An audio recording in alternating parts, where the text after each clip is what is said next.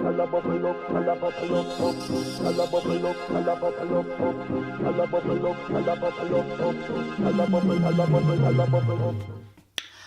up, beautiful people? It is your girl Rashima here. Thank you guys so much for tuning in to my YouTube channel, Shima XL. Now, I know if you clicked on this video, most likely you want to know what are the top 10 things you would need to get as a graduate level speech language pathology student. So if you keep on watching this video, you will find those things out. But first, if you have not subscribed to my channel already, go ahead and hit that subscribe button that's located down below. And if you would like to get a notification every time I post a new video, hit that notification, the bell notification icon that's usually in the top right hand corner of your screen, or usually it's down below near the subscribe button. So if you want to see what I got to say, keep on watching. Alright, you guys, so let me just start by saying this. These items are not in order from most likely to need to least likely to need. These are just a list of things that I've read on the internet, some things that I've asked other graduate students of what they needed while they were in graduate school, some things that I've accumulated while being a bachelor's level speech language pathologist in the school system, just some things that I use on my day-to-day basis that I might think, oh, you may use this while you're in school as well. So this list will encompass all of those things. So the first thing that I saw on like any of the discussion posts about being a speech language pathology student, you might need a pen light. So I personally have not used the pen light, maybe because I don't do testing just as of yet. But I always hear things about needing a pen light. I don't know if you need a little flashlight or a flashlight that has a pen on it, or vice versa. But yeah, that's one of the things that our program told us we need to invest in, a little cheap pen light. So the second thing is a digital voice recorder. Now, if you're broke like me, or I'm not gonna call myself broke, if you are trying to stay on the low budget spectrum of things, then try using your phone. Like I have the iPhone 8, and I'm pretty sure that the voice recording on that is pretty good. It's not like a professional voice recording kit, but I was looking into the Sony, what is it? The Sony, excuse me if you see me like looking up, it's because I have my list of things right above the lens, okay? So number 3 is a laminator. Now, hold the applause, hold the applause. Anybody who has anything to do with speech language pathology, teaching, like any type of therapy that involves paper things in children, they always suggest that you laminate things. So of course I'm going to tell you guys to go and purchase a cheap laminator off of Amazon or out of your local tech store, like I don't know who might sell them, like Walmart. I don't know. I think Walmart sells them, Office Depot, but you can get a really good deal on a laminator on Amazon. I think I purchased mine on Amazon for like $20 or something like that, which brings me into number 4, which is our laminating packets. Now, if you search, you don't have to search long and hard, but if you search on Amazon or Office Depot, you can buy laminating sheets in like, not bulk, but bulk in terms of like buying maybe 100 at a time and paying half the price, then buying 20 in a, sorry, somebody's texting me. So opposed to buying 20 in a pack for like $6 or $7, you can buy 100 in a pack for maybe $10 or something like that. So number 5 is a planner.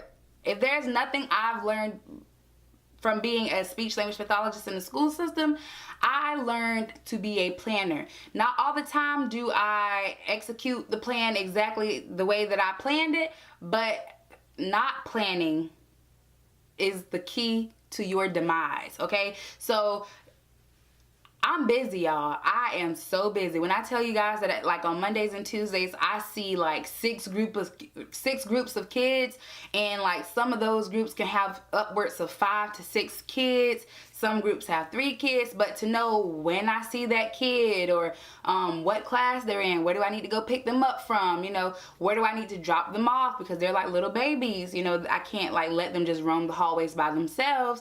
And also like knowing when that grade is going on a field trip, or when they're doing some kind of stated assessment, or even just knowing like, okay, when are the SLP meetings, or if you're in grad school, knowing, you know, what practicum you have on what day you have class, what assignments are due, just trying to gear this back towards the grad school things. You're gonna need a planner, because if you don't plan, you're gonna plan to fail. You hear me? Okay, so let's go into number 6. All right, so number 6 is a rolling bag. So I already have a rolling bag. I went to Michael's and I actually purchased one of their recollection like arts and crafts rolling bag, and they have like the little compartments in it where you can unvelcro it from the side, and you can maneuver the little dividers however you want inside of it. But I just took all the dividers out and just used the one hollow space to just put like binders and therapy materials. And you might need that during grad school. Instead of carrying like 2 big like tote bags around with you, you can just use your rolly like a, you know, rolling bag. All right, so let's go on to number 7. For number 7, you are going to need a stopwatch of some sort. So I could just say, hey Siri, pull up the stopwatch. Bam! There you go. You have a stopwatch on your phone. If you don't want to spend money on something extra, you can just use the stopwatch on your phone, and you can just use it like this.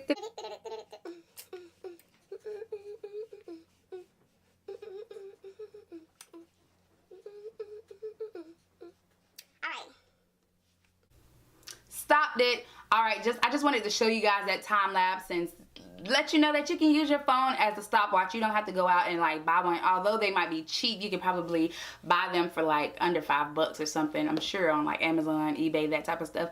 But if you have a free one on your phone, why go out and purchase one, you know? Okay, so number 8 would be the type of technology that you choose to use. Now, I do have an iPad. I have the iPad Pro. Some people may choose to use the iPad as their main source of technology. Like, you can hook up one of the keyboards to your iPad and use that as your computer. I actually have the iPad Pro. I have the MacBook Pro. And I have the iPhone 8. Okay?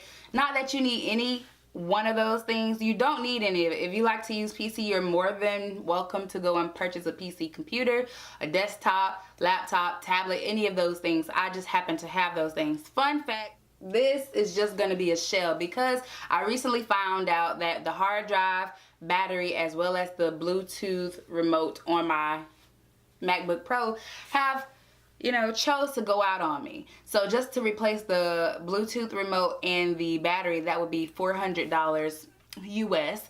And to replace the hard drive in this MacBook Pro would be $764. That was what I was quoted from my local Apple store, Gator Tech, because I'm here in Gainesville. Since my computer is going out, guess what your girl is doing?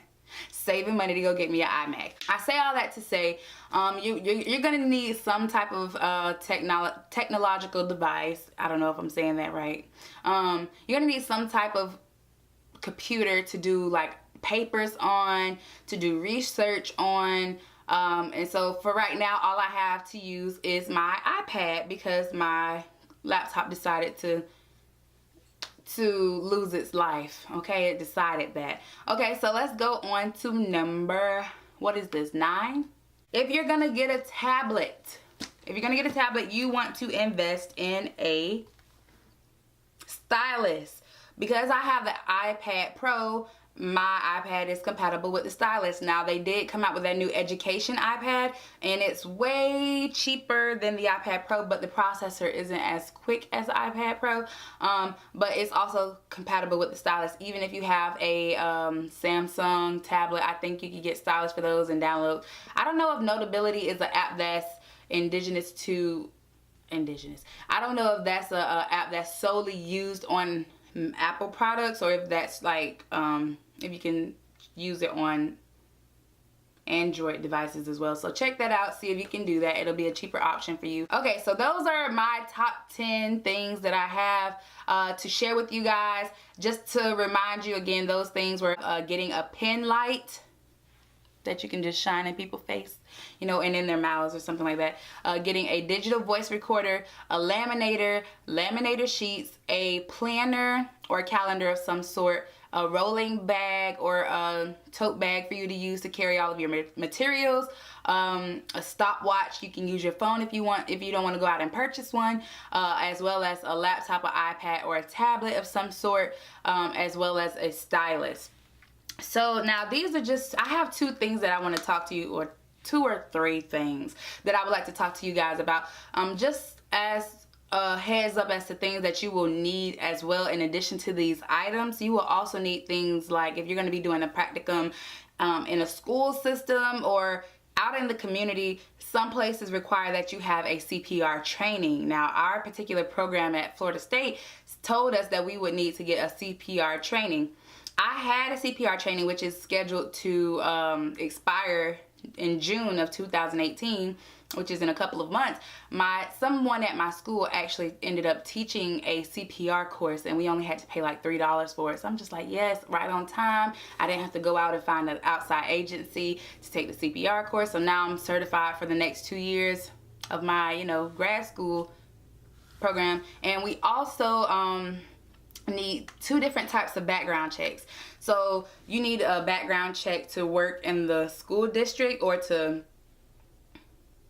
be a student, like a shadow or a assistant in the school district. If you're going to be doing an internship or a practicum in a school district, you're going to need to get a background check there. And you also need a background check for your college. So my college they told us that we might need to get a background check through the Tallahassee Police Department, or if we did it with the outside agency, that may be something that may cost a little more. Now, I will be making a second video regarding some of the fees associated with the program that I'm in. If you guys are looking forward to going to Florida State, I will make a video of some extra costs that they went over with us that are not included in the fees that are on the FSU website.